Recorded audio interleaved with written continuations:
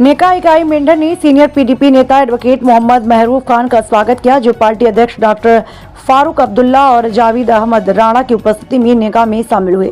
Senior PDP नेता advocate Mohammad महरूफ Khan Mendhar खंड के विभिन्न क्षेत्रों में कई अन्य प्रमुख हस्तियों के साथ नेका में शामिल हुए,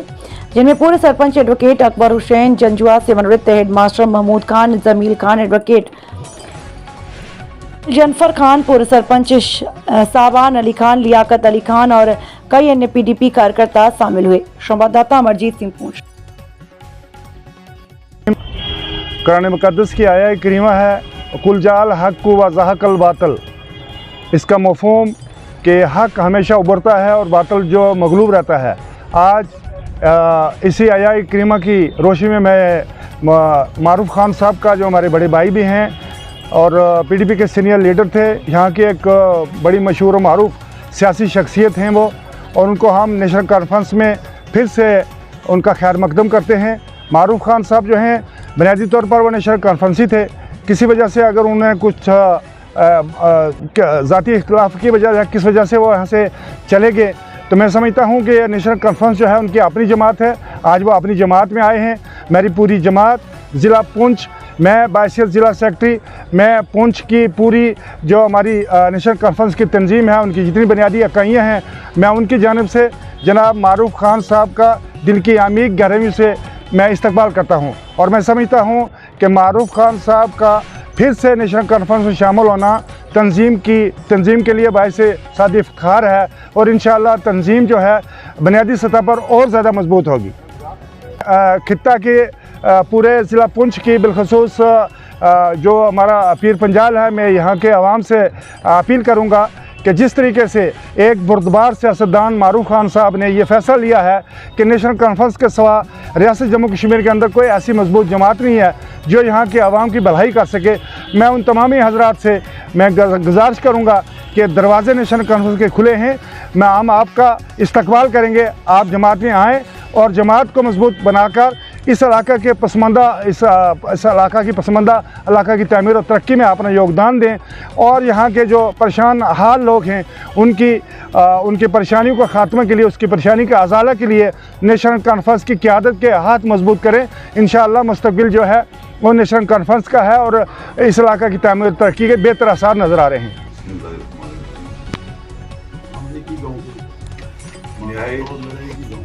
वाजिबुल एहतराम डॉक्टर फारूक अब्दुल्ला साहब,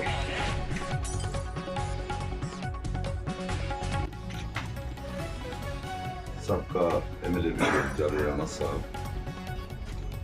जिला सदर नेशनल कॉन्फ्रेंस जिला रजौरी फाइज खान साहब, मेरे साथ आए हुए तमाम सरपंची वज़ारात, रिटायर्ड अफसरान, नौजवान और बुजुर्ग साथी। डॉक्टर साहब बचपन से नेशनल कॉन्फ्रेंस के साथ हम रहे हैं, और एक ज़माना वो था 89 के बाद नज़ीर साहब और ये मारूफ, ये दो आदमी हुआ करते थे मेंढर में, और मुझे अच्छी तरह याद है कि एक मौके पर वहाँ सिविल और आर्मी एडमिनिस्ट्रेशन की एक मीटिंग हुई, आर्मी सिविल लाइजान मीटिंग, तो वहाँ मैंने गलती से कुछ लोगों के नाम लिए कि ये हम जो है नेशनल कॉन्फ्रेंस के, और कुछ साथियों ने बाद में मेरे साथ झगड़ा किया। क्या आपको पता नहीं है ये नेशनल कॉन्फ्रेंस के खिलाफ है, आपको मरना है तो मरो, हमारा क्यों कहते हैं। उसके बाद अल्लाह ने किया, एक वक्त आया 96 में जब आप तशरीफ ले गए, अगर याद हो आपको तो आप कौन से तशरीफ ले गए थे, और जब आपने बुलाया कि मारूफ नजर नहीं आया, तो मैं उस वक्त आया था, लंगर खाने से मेरे कपड़े सारे जो है वो उस जो शोरबे से भीगे हुए थे, और उस रात को उस वक्त ये गैस वगैरह का बंदोबस्त नहीं था, हम दोनों ने कांधे पर फॉरेस्ट डिपो से वो लकड़ी उठा के अपने हाथों से उसकी चराई करके तो फिर वो सारा तो ये एक सिलसिला चलता रहा। 2008 में कुछ छोटे मोटे आपस में नाराजगी की वजह से जिंदगी में एक सियासी बेईमानी की कि जावेद साहब के बजाय मैंने पीडीपी के उम्मीदवार की मदद। जिंदगी में एक ही सियासी बेईमानी। तो 2009 में चूंकि उसके बाद जमात वाले मुझसे रूठ गए, पूछना मुझे भी चाहिए था कि अगर मैंने ये गलती की है तो क्या की है, कहीं इनकी भी इसमें कोई गलती शामिल है या अकेली मेरी है। जब रूठ गए तो 2009 में मुफ्ती साहब उम्स तशरीफ ले गए, तो उन्होंने मुझे बुलाया और फिर मैं सोचता रहा 2012 तक इंतजार करता रहा कि कोई बुलाएगा, बात करेगा, किसी ने नहीं की। तो 2012 में मैंने फैसला किया कि में चला गया। आज बेशक मैं वो जमात छोड़ रहा हूँ, लेकिन मरहूम मुफ्ती सईद साहब का मैं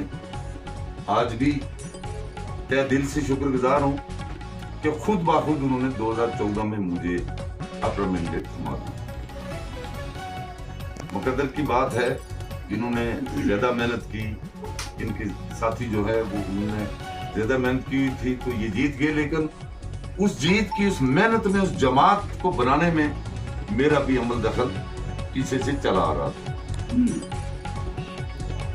उसके बाद जमात के साथ हम चलते रहे और अच्छी खासी इज्जत वहां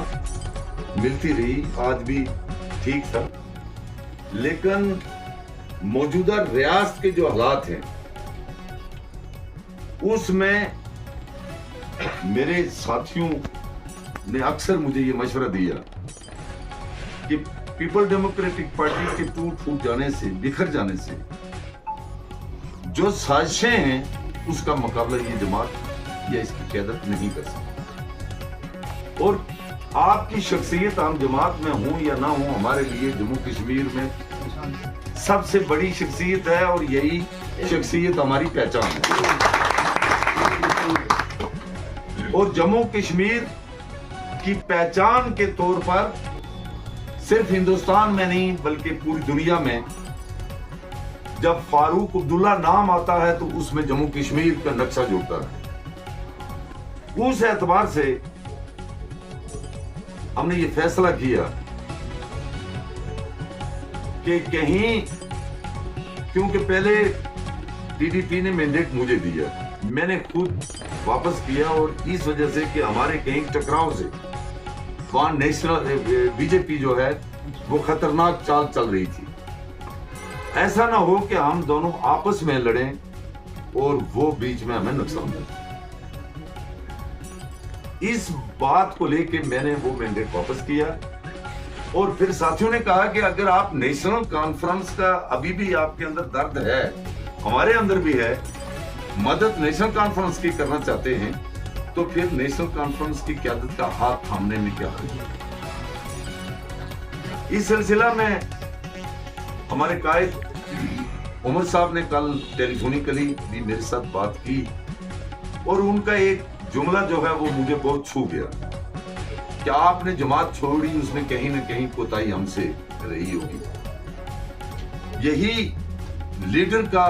इतना कहना जो है वो एक वर्कर के लिए हौसला बढ़ाने वाली बात, बहुत बड़ी बात है। तो शाम को हम दोनों भाई बैठे नजीर साहब की क़यादत में, ये फैसला किया, मैंने इन्हें दो तरीके बताए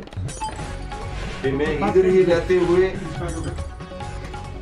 रहते हुए आपकी मदद करूं तो भी आपकी मर्जी। इन्होंने कहा नहीं, अब वक्त आ गया है कि हम इकट्ठे कंधे से कंधा मिला के चलें और जो साजिशें हमारे खिलाफ हैं वो एक एक करके हम मुकाबला नहीं कर सकते, मिलकर करने की जरूरत है। मैं अकेला ही आना चाहता था तो फिर इन्होंने भी इसरार किया, लेकिन शफायत साहब का सख्त इसरार हुआ कि बाकी जो साथी हैं जाना चाहते हैं।